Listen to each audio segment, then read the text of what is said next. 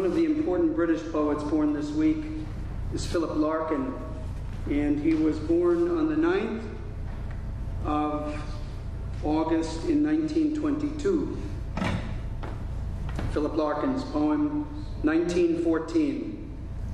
Those long, uneven lines, standing as patiently as if they were stretched outside the Oval or Villa Park, the crowns of hats, the sun on mustached, archaic faces, grinning as if they were all an August bank holiday lark, and the shut shops, the bleached established names on the sunblinds, the farthings and sovereigns and dark-clothed children at play, called after kings and queens, the tin advertisements for cocoa and twist, and the pubs wide open all day, and the countryside not caring, the place names all hazed over with flowering grasses and fields shadowing Domesday lines under wheat's restless silence, the differently dressed servants with tiny rooms in huge houses, the dust behind limousines, never such innocence, never before or since, as changed itself to past without a word, the men leaving the gardens tidy, the thousands of marriages lasting a little while longer, never such innocence again. Philip Larkin.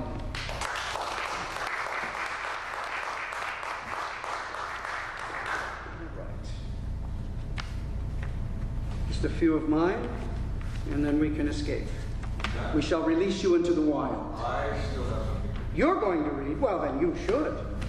You should. Chokeholds are prohibited by the New York City Police Department and most departments. New York City Police Commissioner William Bratton, July 17, 2014. Lucy's for a chokehold, in memory of Eric Garner. After all, they weren't taxed. Thus, a human life, all of the good and bad times, his first words, first steps, pride over reading aloud to his parents, his laughter, fears, happiness and friendships, family meals and hugs, his children, his wife, his life, a man's entire life for untaxed cigarettes and the hurt feelings of police of 4 against 1. After all, American tobacco companies' profits can't take a hit, right?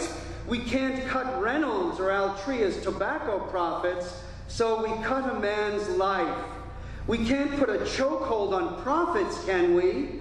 Tens of billions in profits, certainly worth more than one obese man's life. After all, Garner, smoking is an adult custom.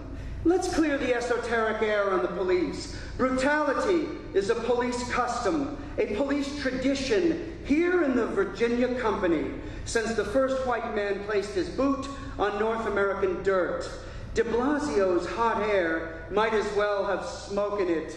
Eric Garner's widow has to explain to her children, police killed Dad over cigarettes, and that justice no longer has a blindfold, but a chokehold.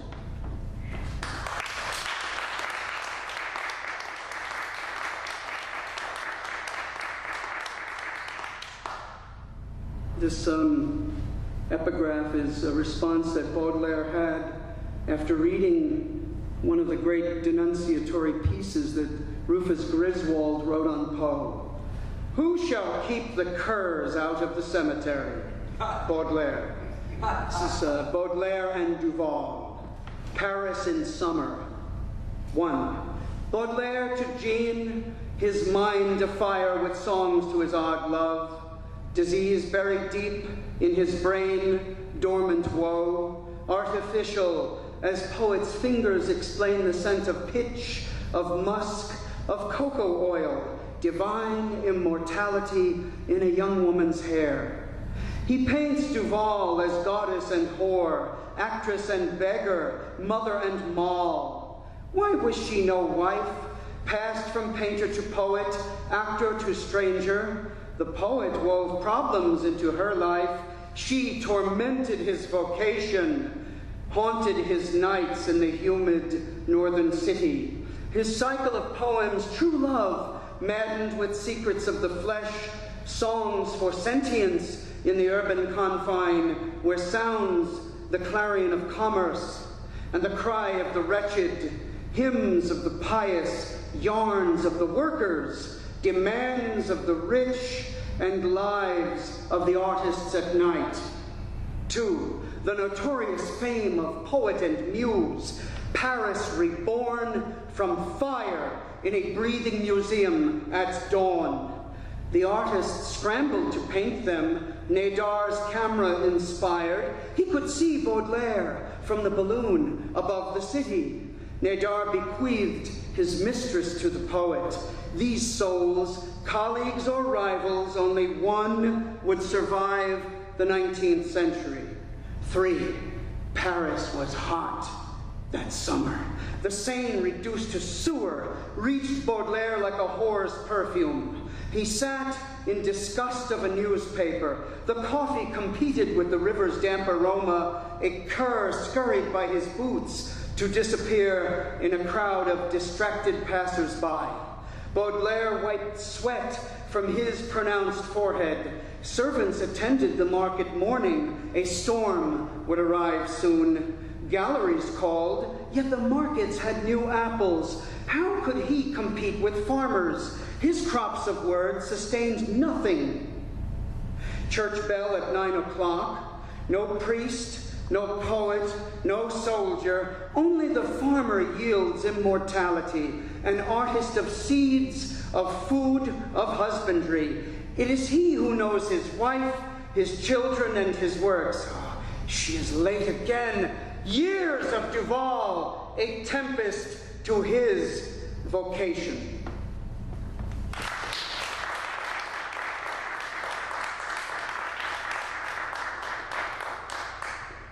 Baudelaire thanks you. This is about the great Balmville tree, a cottonwood that stood for 300 years in Balmville, New York, near Newburgh, and August 5th was the anniversary of its demise. The Balmville tree. The novelty of time was no bulwark for the grand cottonwood. Here he stood, a patriarch, a witness tree, over 300 years of Hudson River's story, ending for him on August 5th, 2015. Angry dog days, summer's incessant heat and haze. Bureaucracy wins, City Hall wins, the Robinson Avenue skeletons remember.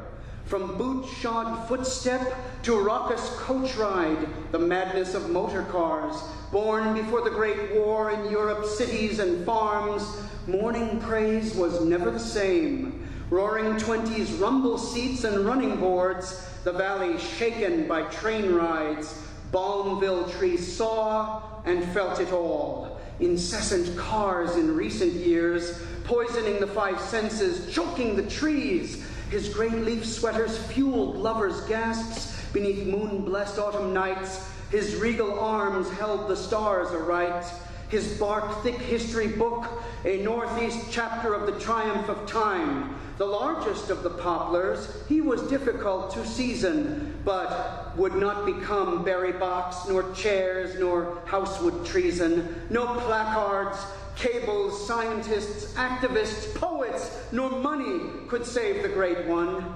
How Newburgh has grown and decayed.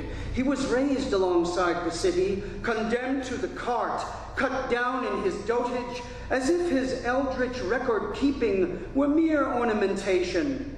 Balmville tree could hear high and low tides on the nearby river, nestlings in spring, summer solitude at holy sunrise, autumn's bold leaf art in woodscapes, and the soft meditation of deep snow breathing. His sibling fell nearly a decade before in Goshen's historic district, church clock tower aglow, moist tears of the moon on a haunted summer morning. Thank you.